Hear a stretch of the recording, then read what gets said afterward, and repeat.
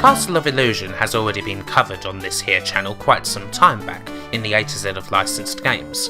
One hell of a game that one. The game that showed just what the Mega Drive was capable of in terms of platformers.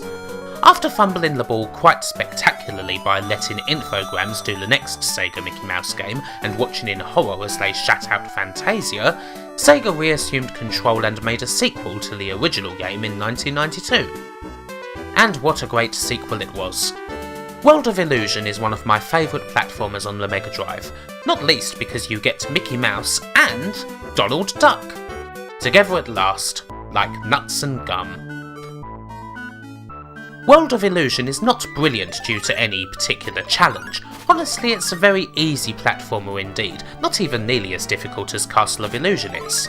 Even as a wee nipple I could breeze through this game in about half an hour. But it's not meant to be difficult, it's meant to be beautiful. World of Illusion is filled with these wonderful feasts for the eyes in just about every level. Some of them expand on themes that were already in place in Castle, a land made of cake and candy that would shame Homer Simpson, classic fairy tales, some inspiration here and there from the old movies, a big dollop of Alice in Wonderland. Every little stage is just gorgeous, from the forest to the clouds, even to the water, whether it's inspired by the old or just plain brand new. And yeah, the game even has a good water level, that tells you just about where we're at. The main twist in World of Illusion is that you can either play as Mickey or Donald, or you can go two-player and have both of them together, which is nice as they do have a couple of neat cooperative moves. Each mode also has a few levels that are unique to it, not all that many, but there is a slight difference. Maybe I would have liked to see a few more of these to really differentiate the two characters, but it's still nice to have. Both characters play exactly the same. In this universe, Mickey and Donald are magicians trapped in a parallel world, and they can make enemies disappear with their magic cloth, not to mention using the odd context-sensitive spell here and there. The attack is pretty damn strong, even freezing enemies at mid-range, so you don't often get much trouble with a fight, particularly against the bosses. Even the last fight, one of the most awesome looking screens in the game with a gigantic and typically mean looking Sneaky Pete, isn't all that tough. Still, just the gorgeousness of it all. It's hard to pick a moment, but there's a few. The opening of the sky stage with the clouds that complain when you jump on them, and keyboards floating in the air. The caves filled with spider webs with roots being weaved while you walk on them. The water stage with its beautiful seabed, fish idling around and absolutely sublime music. The whole of the miniature stage where you step on tubes of glue, bounce off of little staplers and fall straight into the land of candy where everything just looks oh so delicious.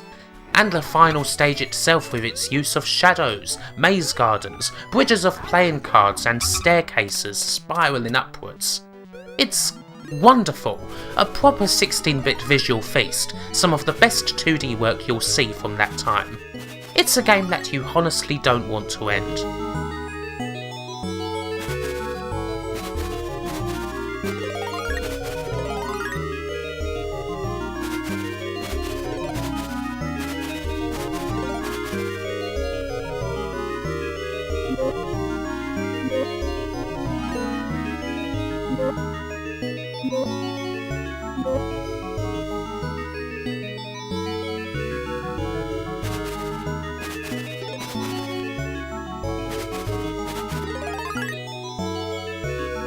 It is kind of a shame that World of Illusion was the last 16-bit game in the series, although there were a couple more games that appeared for the Master System and Game Gear.